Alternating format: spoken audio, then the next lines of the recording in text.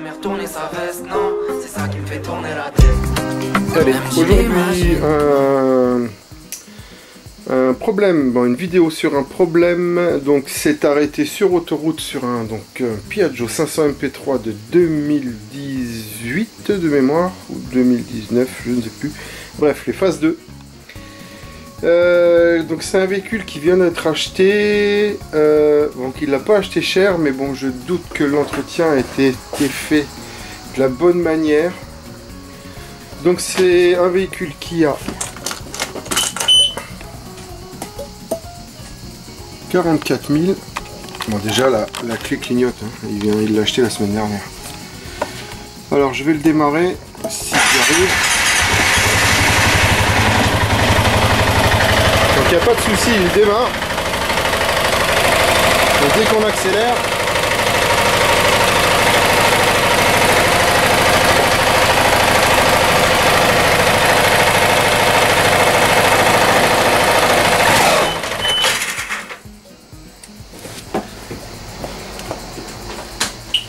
désolé, il fallait que je mette du poids sur la selle. Donc j'ai mis la jambe, j'ai fait l'équilibriste, j'ai accéléré. Donc vous avez vu, il a calé de suite, avec un gros bruit derrière.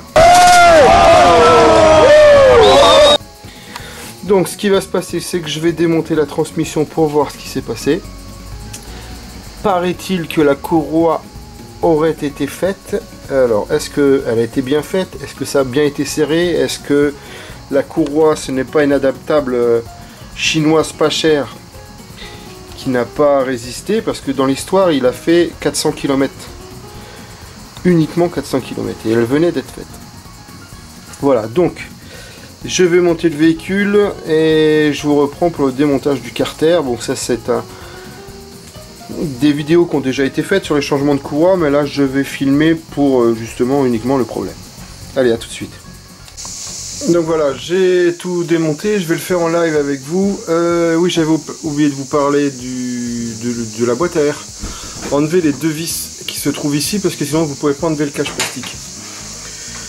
Je le fais tellement instinctivement que j'oublie. Juste la petite chose que je viens de voir, c'est que les deux rondelles là sont inversées. À la base, c'est la petite noire d'abord et la grosse argentée derrière. Donc ça, bon, c'est pas tellement grave, mais bon. Il y a le roulement juste derrière, donc la rondelle elle est montée sur le roulement, là c'est pas tellement bon. Bref, alors je vais le faire en live, donc je vais faire de la place. Bon, à première vue, tout est monté. J'ai pu voir que la courroie, elle y était. La rondelle. Ah, bah déjà.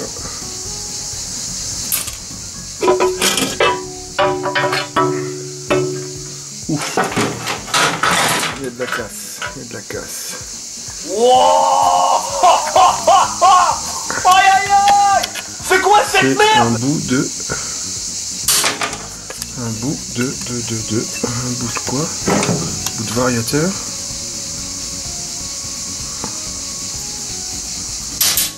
C'est un bout, je sais pas. Bout d'embrayage, un bout de variateur, un bout de joue fixe, bizarre. Bon, je vais démonter, de toute façon.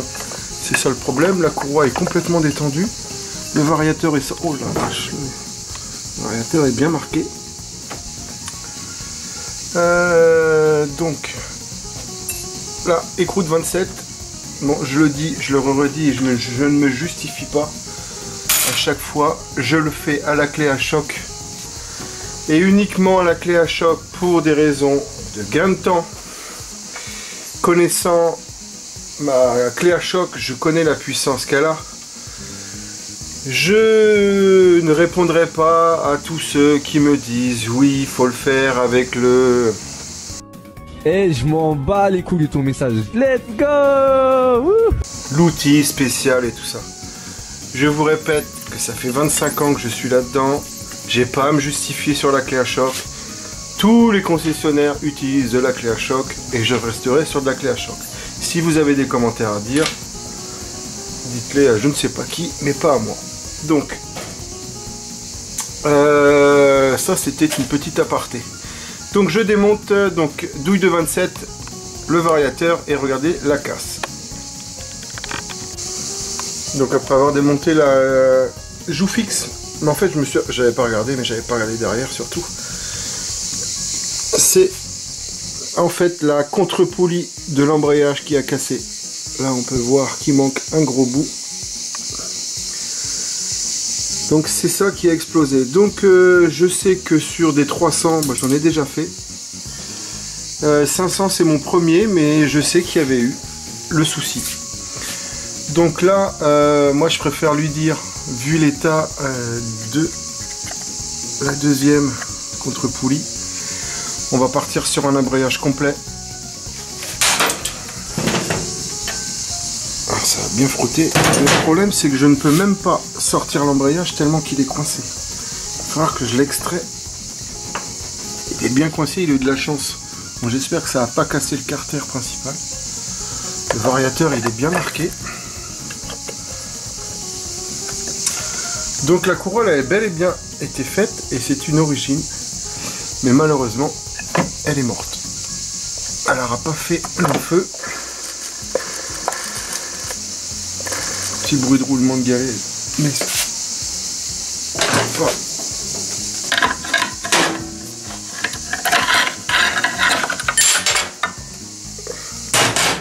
J'ai pas forcé beaucoup.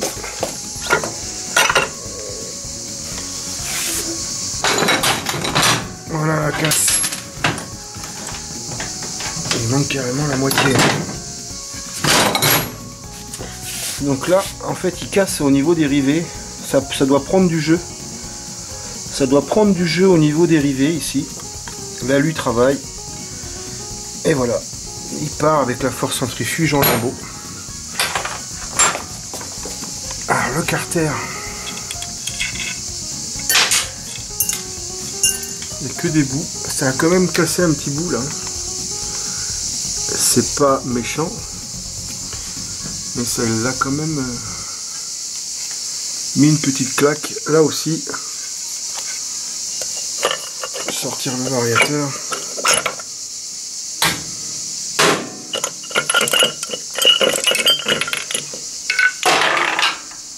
Tout ça, ça avait été fait. Hein. On voit que c'est assez propre.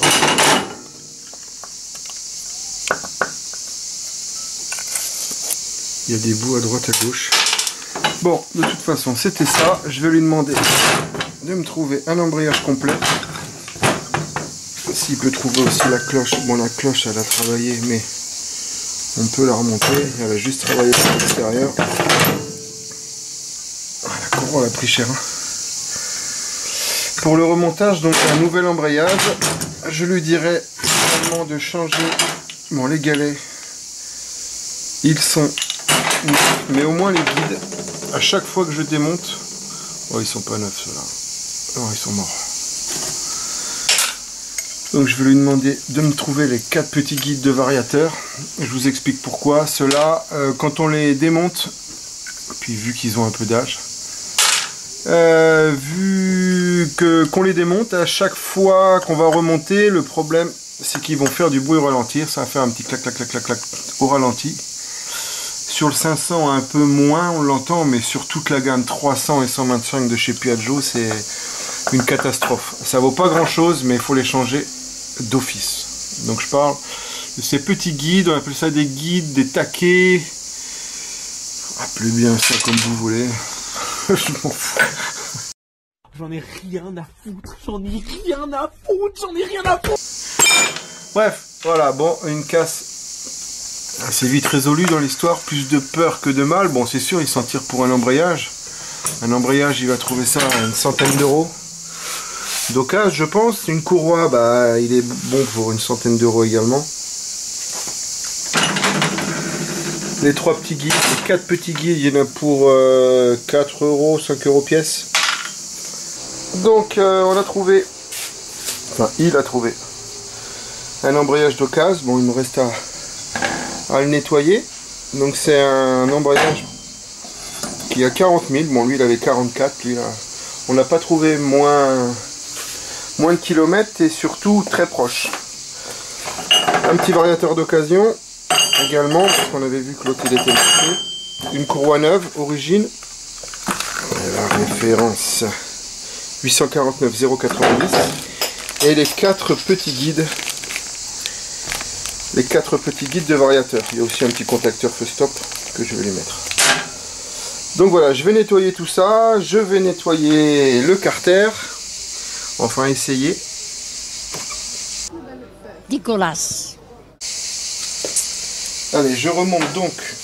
Changement des guides de variateur. Donc ça, c'est comme je vous ai expliqué, c'est impératif. Sinon ça nous fait un véhicule bruyant au ralenti. Bon, vous faites ce que vous voulez, hein, vous n'allez rien casser, c'est juste désagréable. Donc je l'ai nettoyé. Les galets, le variateur. Alors cette bague en bronze, donc vous avez 2 modèles. Ça c'est une première série de phase 2. Vous avez la bague en bronze encore. Donc ça, ne pas graisser du tout. Donc ça, il faut dégraisser au maximum pour qu'il puisse glisser au maximum. Slider. Par contre, sur les phases 2, donc à partir de 2015, vous avez donc un joint spi d'un côté et de l'autre. Par contre, il faut mettre de la graisse. La graisse est du bisulfure de molybdène. Normalement, de toute façon, elle ne peut pas s'enlever. Donc, sur les variateurs avec un joint spi, il faut mettre de la graisse. Donc, pour les galets, bon, ça c'est des galets adaptables qui ont été mis. Il n'y a pas de sens. Par contre, sur les galets origine, il y a un sens. C'est-à-dire, je l'ai déjà expliqué dans d'autres vidéos, c'est-à-dire que le variateur fonctionne dans le sens contraire des aiguilles d'une montre. Et sur le galet d'origine, vous avez une bague plastique. Cette bague plastique, donc, c'est elle qui va être, avec la force centrifuge, être plaquée contre la paroi en alu. Donc je remets mon variateur, je vérifie bien qu'il coïncide bien. Je le remets, je mets ma première rondelle. Donc pour l'embrayage, j'ai démultiplié l'embrayage pour pouvoir enfiler la courroie dedans. Je m'explique. C'est-à-dire que quand, si vous ne le faites pas, c'est quand vous allez serrer votre variateur, donc votre joue fixe. Si votre courroie est au maximum de l'embrayage, vous allez serrer votre courroie sur la joue fixe. Donc c'est pour ça qu'on lui donne un petit peu plus. Attendez. Dessus c'est un peu plus compliqué.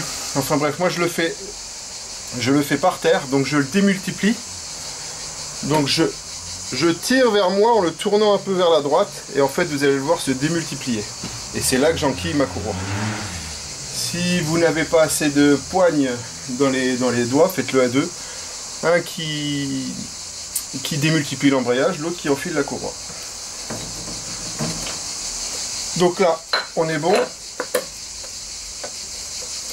Dans le doute, si vous avez... bon, je fais deux choses à la fois, je bégaye. Donc si vous voulez serrer et que vous avez un doute, pincez-la là, au milieu. Qu'elle soit bien lâche quand vous montez la joue fixe. Vous sentez que là, elle est bien lâche. Donc là, je vais le serrer tout de suite avec la douille de 27.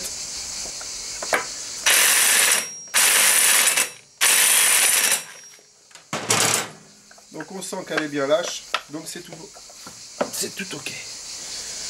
Donc je vais remettre mon carter.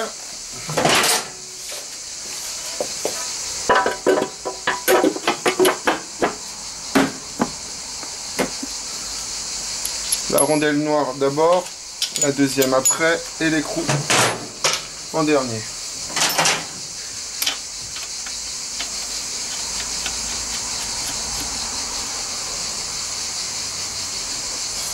Donc c'est du 21. Donc je serre le frein arrière et je serre.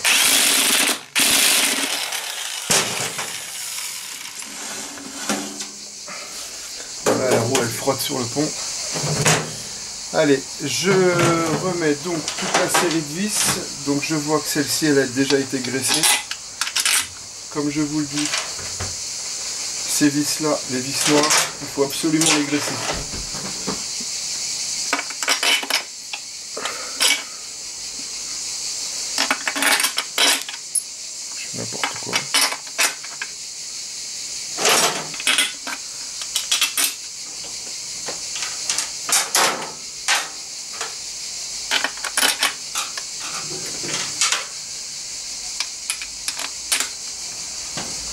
Voilà, allez. Là vous avez cette petite durite, donc c'est le trop-plein du filtre à air. Là vous pouvez enlever, parce qu'il y a une accumulation d'humidité qui se met et d'huile, et donc vous avez une espèce de tambouille là.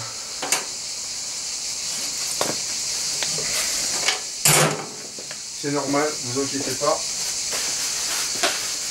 Laissez-le couler. En général, des fois, il y a de l'huile aussi.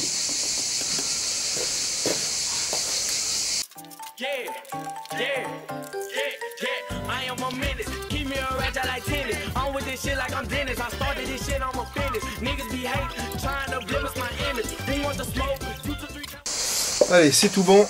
Je vais remonter mon petit cache de transmission.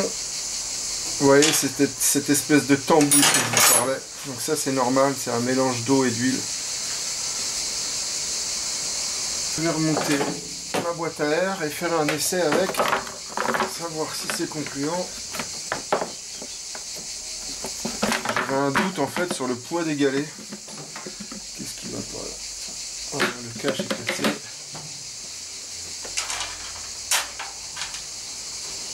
Ils me paraissent un peu légers.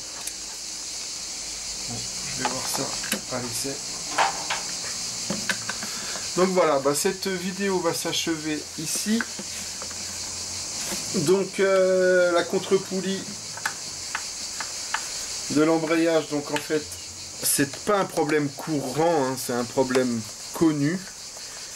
Pas mal de véhicules y ont eu droit, notamment la gamme 300, 350.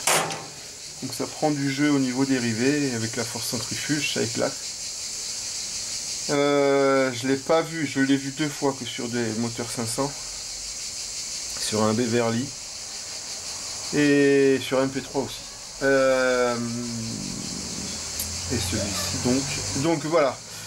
Lui il a eu de la chance parce que moi j'ai vu des carters, un collègue qui travaille chez Piaggio, des carters principaux cassés. Donc quand l'embrayage y sort avec la force centrifuge par rapport à la vitesse, voilà, ça se plante de partout et ça casse. Donc voilà. Donc je vous laisse là-dessus et je vous dis donc à une prochaine.